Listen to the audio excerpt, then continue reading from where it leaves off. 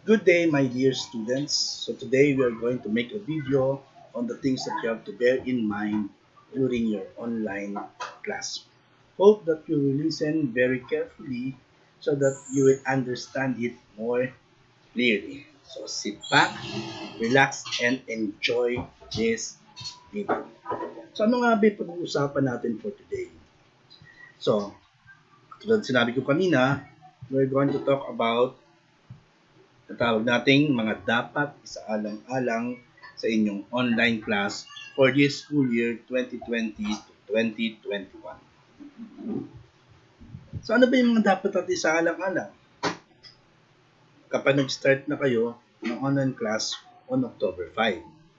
So yung mga dapat natin isaalang-alang na yun, we are going to hide it through an acronym na tatawagin nating Igop Lord.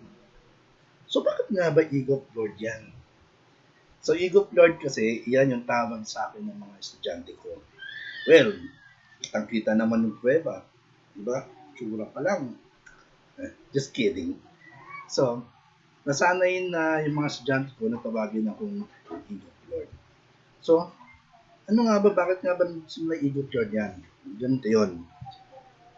Ang real name ko ay Ryan Beach Corpus. I will be a teacher in grade 9 math. So, my students usually call me Sir Igop because I don't want to be called by my surname or na Corpus because it sounds corpse, meaning dead body. I also don't want you to call me by my first name na Sir Ryan. It sounds not nice. Sir Ryan, parang may sira. So, I'd rather want you to call me Sir Igop. So, that's why nasanay na yung mga students ko na tawagin akong Sir Igop. So, ano ba yung H na yan? H. Well, may kinalaman because yung H na yan stands for handsome. Opa. Diba? They're just kidding. Hindi yan handsome. So, tinama lang natin because it so happened that it's H. So, it's Helis. My middle name is Helis. So, from now on, you are going to call me Sir Igop. So, again, what are the things that we are going to bear in mind during your online class? Ano ba yung mga dapat natin isaalang-alang? As I was saying, we are going to hide it through an acronym na tatawagin nating Igop Lord. So, ano ba yun? Unahin natin yung I. So, ano ba yung I na yun? Unang-una, ihanda ang inyong sarili. So, bakit kailangan ihanda ang sarili? Of course, you are going to have your online class. So, you have to be prepared. So, ano ba yung mga kailangan gawin? So, sa atin, in an online class, so dapat you have to wear proper uniform. So, you have to be on time. So, dapat maaga kang pumasok sa meet. Then, ready yours. Ihanda mo yung sarili mo. So, dapat naka-ready ka na bago ka humarap sa camera. So, magising na maaga or maghanda ng maaga para sa iyong online class. So, dapat naka-uniform ka. Kasi, since taga-Makati tayo, so you are being given a school uniform, so you have to wear that. So, kasi binigay sa atin. So, habang nag-online class kayo, dapat naka-uniform din kayo. So, that's I. Ihanda ang inyong sarili. Pangalawa, G. Ano ba yung G na sinasabi natin? Dito, gawin ang nararapat. So, gawin ang nararapat. So do the right thing. Ano ba yung mga dapat gawin during our online class? During your online class? Of course, you have to listen to your teacher. Makinig sa sinasabi at dinidiscuss ng inyong guro. So, very important yun. So, since online class nga tayo, so, At ito ay bago sa ating lahat. So, kailangan gawin natin yung dapat o nararapat natin gawin. So, iwasan natin yung paggalaw-galaw, iwasan natin yung pagko-comment ng mga kung ano-ano na walang kakwento-kwentong bagay. So, let's do the right thing. So, in that way, mas magiging smooth yung flow ng discussion ng teacher ninyo kapag ginawa nyo yung mga dapat ninyong gawin. So, second natin, G stands for gawin ang nararapat. Third, O. So, ano ba yung O natin? O stands for oras ay mahalaga. Just like what I mentioned earlier, so, you have to be on time. So, kung oras ng klase mo ay, for example, 12:30, since you are grade 9, so, dapat before 12:30 or 12:50, 15 minutes before the time, naka pasok ka na sa Google Meet. Kasi oras ay mahalaga. Because hindi lang yung teacher mo sa math yung magkaklase sa'yo. There are also other teachers na magkaklase after me. So, kailangan you have to be on time. Because sabi nga natin, oras ay mahalaga. So, that's the third. Fourth one is P. So, ano ba yung P? Dito, panadalihing ayos ang sarili. Of course, pag nag-online class ka, so dapat ayusin mo yung sarili mo. So, yung buhok mo, dapat postura, yung damit mo, dapat maayos, hindi naman yung gusot-gusot. So, dapat iayos mo yung sarili mo bago mag-start yung online class natin. So, it's just like you are going to school. Kung papasok ka sa school, di ba, nakaayos ka, maayos yung sarili mo.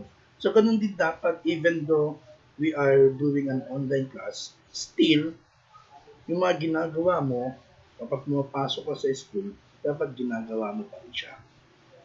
So, in that way, so napapanatili mo na maayos ang sarili mo. Next, L. Ano ba yung L na sinasabi natin? L, sabi ito, laging makinig sa guro. Ito, minention natin kanina. So, we have to listen very carefully to our teachers. So, since bago nga sa ating lahat, katulad sinabi natin kanina, so, ang way of teaching ngayon ay through online. So, don't do unnecessary things. So, what you're going to do, kapag nag-online class ka, is makinig lang sa teacher. Makinig lang sa guro.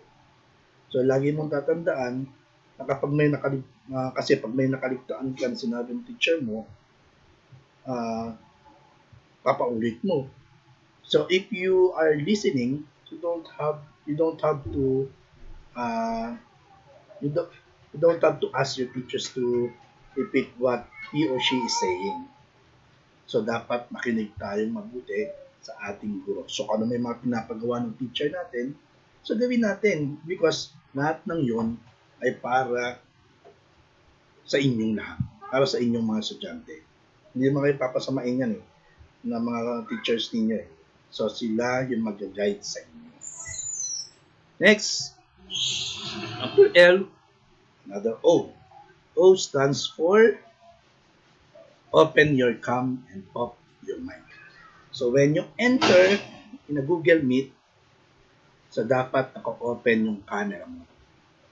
And dapat naka-off yung mic. Para hindi naglalabo-labo yung pakikinggan natin. You're only listening to your teacher.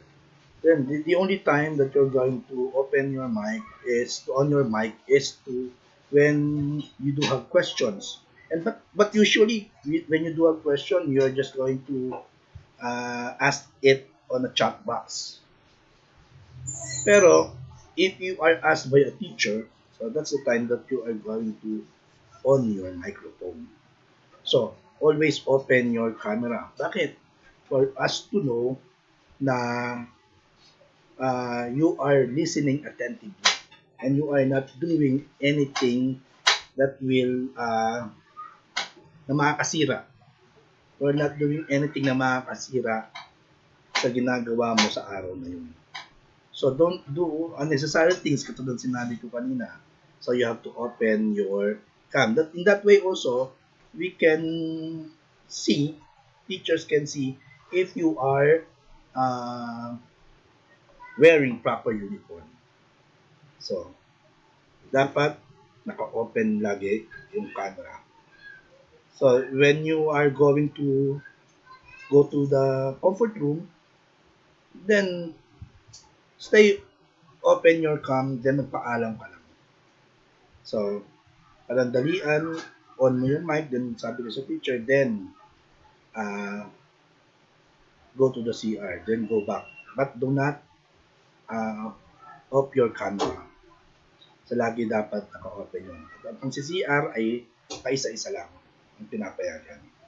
Okay, pag nakabalik na isa, saka natin papayagan yung next. So, that's all.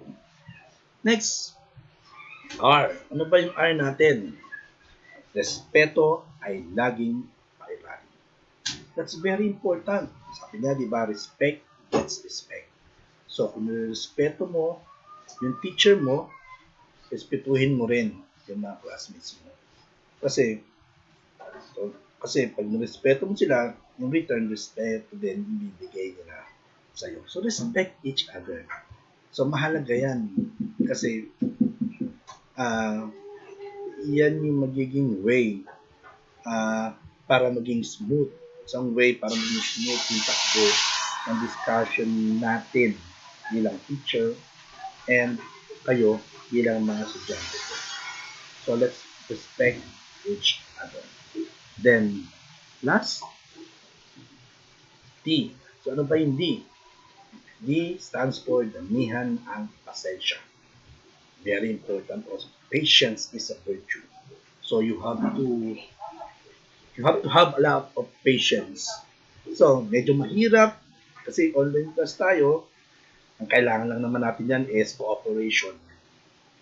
Kailangan makapag-cooperate and we need a lot of patience.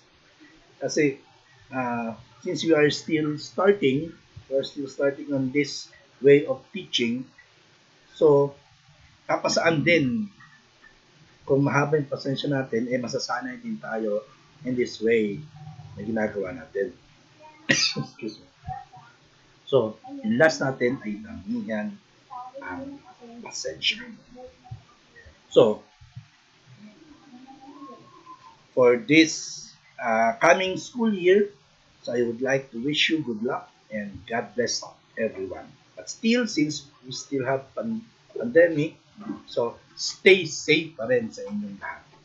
So, that's all for today. Goodbye.